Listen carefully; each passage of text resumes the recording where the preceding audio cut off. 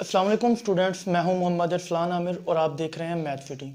और आज जो हम टॉपिक करने जा रहे हैं डेरिवेटिव का एक इम्पोर्टेंट टॉपिक है जिसको हम कहेंगे derivative of a function given in the form of parametric equations. Students, अगर हमारे पास इक्वेशंस आती हैं जो कि पैरामीट्रिक इक्वेशंस हैं, अगर एक फंक्शन हमें दिया गया हुआ है पैरामीट्रिक इक्वेशंस की फॉर्म में, तो उसका हम डेरिवेटिव फाइंड करना चाह रहे हैं तो हम कैसे फाइंड करेंगे। इसके दो मेथड में आपको आज करवाऊंगा जो कि बहुत ही आसान है। आप दोनों में से कोई भी आपको ज़्यादा इजी लगे आप उसको चूज़ कर सकते हैं, बल्कि दोनों ही बहुत आसान है। लेकिन उससे पहले हम ये डिस्कस करते हैं कि पैरामीटर्स क्या होंगे, पैरामीट्रिक इक्वेशंस क्या होती हैं, ताकि आप इस टॉपिक को ज़्यादा आसानी से और ज़्यादा अच्छे अंदाज से समझ सकें। हम दो इक्वेशंस लिखते हैं, कोई सी भी दो इक्वेशंस लेते हैं हम। x is equal to 80 square, y is equal to 280। ये हमने दो इक्वेशंस ले ली। एक इक्वेशन है x is equal to 80 square और दूसरी इक्वेशन है 280। ठीक है स्टूडेंट्स, हम डेरिवेटिव में जो वेरिएबल्स आमतौर पर यूज़ करते हैं वो हमारे पास होते हैं x and y। X and y दो वेरिएबल यूज़ करते हैं, लेकिन यहाँ पर जो a आ रहा है ये हमारा कांस्टेंट है, तो भी कांस्टेंट है। लेकिन ये जो t है ये क्या है, t जो थर्ड वेरिएबल हमारे पास इन्वॉल्व हुआ है इसको हम कहेंगे पैरामीटर। ठीक है, ये जो t हमारे पास इन्वॉल्व हुआ है इसको हम क्या कहेंगे, पैरामीटर। और पैरामीट्रिक इक्वेशंस क्या होंगी, the equations involving a parameter is called parametric equation. अब ये जो दोनों इक्वेशन है हमारे पास, इनमें पैरामीटर ऐड हो रहे हैं तो इनको हम क्या कहेंगे, पैरामीट्रिक इक्वेशन। अब बात आती है कि इनका हम डेरिवेटिव कैसे फाइंड करेंगे ऐसे फंक्शन का। अगर हम dy ओवर dx फाइंड करना चाह रहे हैं तो हम कैसे फाइंड करेंगे, हम फाइंड करना चाह रहे हैं dy ओवर dx। इसके लिए हमारे पास क्या मेथड होगा, हमारे पास दो मेथड हैं स्टूडेंट्स। पहला मेथड ये है कि हम इनका by chain rule derivative find करें। बाय चेन रूल बहुत आसान तरीका है, मैं आपको अभी करवाने जा रहा हूँ। लेकिन उसके अलावा दूसरा मेथड हमारे पास क्या है, जो मैं बात कर रहा हूँ कि दो मेथड हैं। दूसरा हम ये करेंगे कि इन इक्वेशंस को रीअरेंज कर लेंगे। रीअरेंज करने के बाद इस पैरामीटर को एलिमिनेट कर देंगे। रीअरेंज करके पैरामीटर को एलिमिनेट करके उसके बाद जो हमारे पास इक्वेशन बनेगी उसका हम सिंपली डेरिवेटिव फाइंड कर लेंगे। तो पहले मेथड पे आते हैं हम, डेरिवेटिव बाय चेन रूल। अच्छा, अब हम इनका चेन रूल डेरिवेटिव फाइंड करना चाह रहे हैं तो हमारे पास मेथड कैसे सोल्व होगा। सिंपली हम पहली इक्वेशन लेते हैं, x is equal to 80 square. इसको इक्वेशन 1 का नाम दे दें। ठीक है, इसका अगर हम डेरिवेटिव फाइंड करें तो किसका डेरिवेटिव, x का ले रहे हैं, dx ओवर x का डेरिवेटिव हम किसके रिस्पेक्ट ले रहे हैं, t के रिस्पेक्ट लेंगे।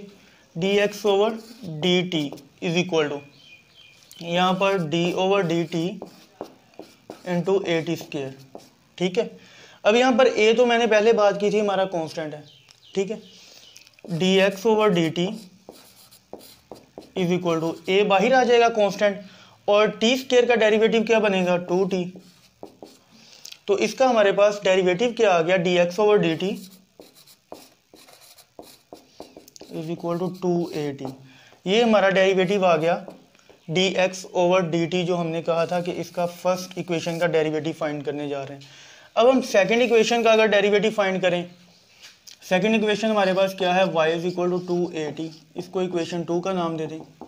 इसका डेरिवेटिव अगर हम कैलकुलेट करेंगे तो y का derivative with respect to calculate कर रहे हैं t के, dy over dt is equal to, अब यहाँ पर मैंने आपको बात की थी कि 2a हमारे पास कांस्टेंट है, 2 भी कांस्टेंट है, a भी कांस्टेंट है। 2a बाहर आ जाएगा, dy over dt is equal to 2a हमारे पास बाहर आ जाएगा, और बाकी हमारे पास t रह जाएगा। तो t का डेरिवेटिव क्या होगा, 1, क्योंकि t के रिस्पेक्ट डेरिवेटिव ले रहे हैं तो वो हमारे पास 1 होगा।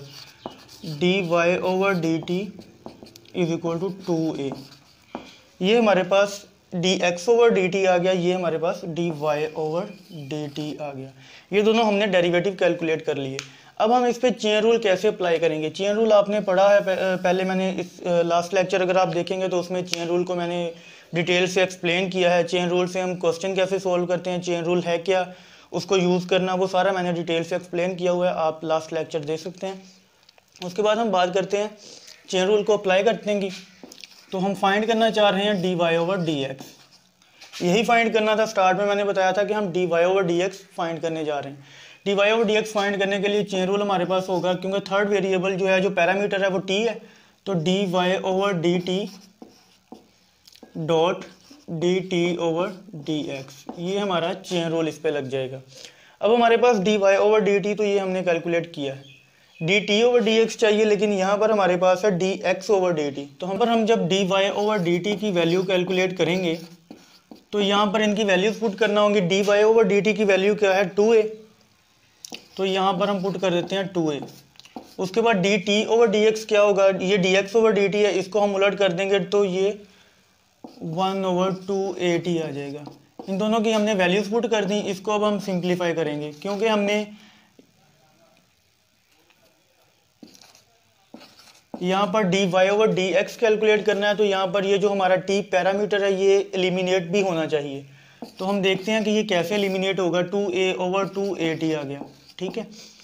अब हमने d Y over D x, हम जानते हैं कि हमारे पास जो फर्स्ट इक्वेशन हमने कहा था x is equal to a t square और सेकेंड इक्वेशन थी y is equal to 2at। यहाँ पर हमारे पास ये जो 2at आ रहा है, इसकी जगह पर अगर हम y is equal to 2at y put कर दें फ्रॉम इक्वेशन 2, यहाँ पर हम लिखते हैं from equation 2 y is equal to 2at।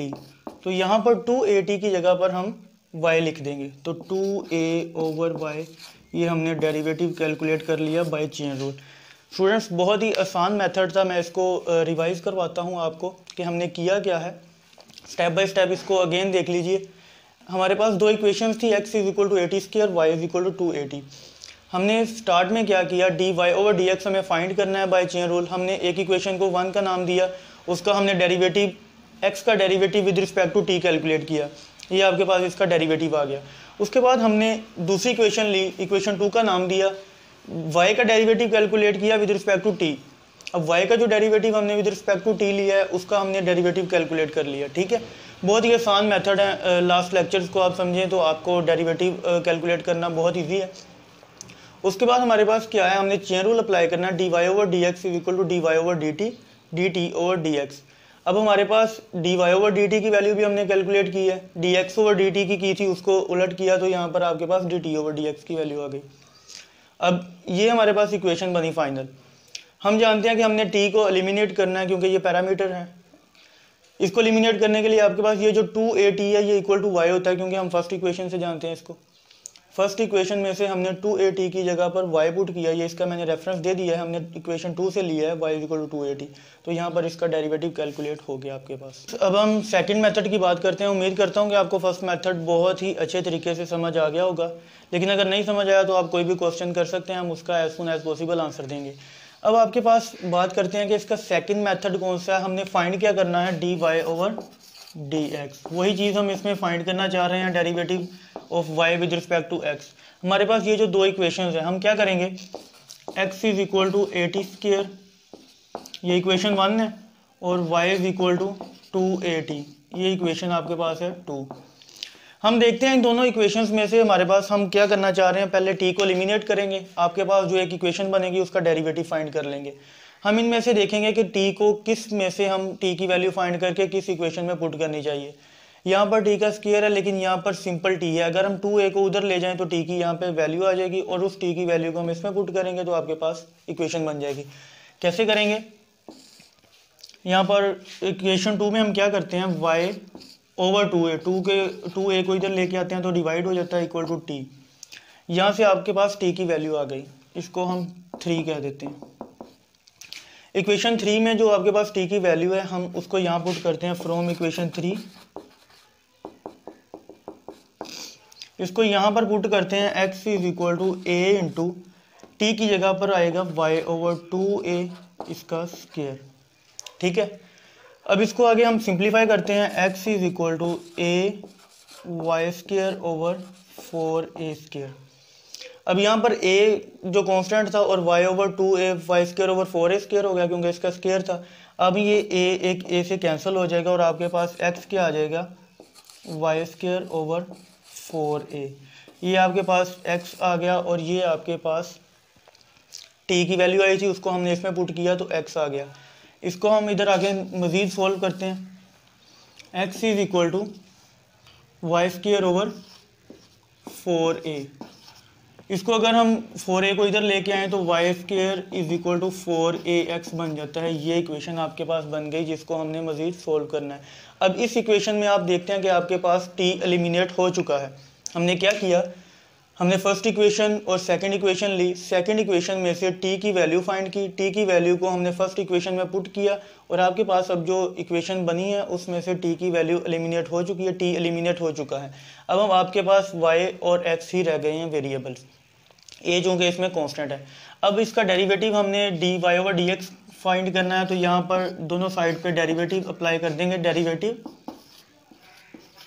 With respect to x, with respect to x हम बोथ साइड पे डेरिवेटिव लेते हैं, तो d over D x into y square equal to d over D x into 4ax।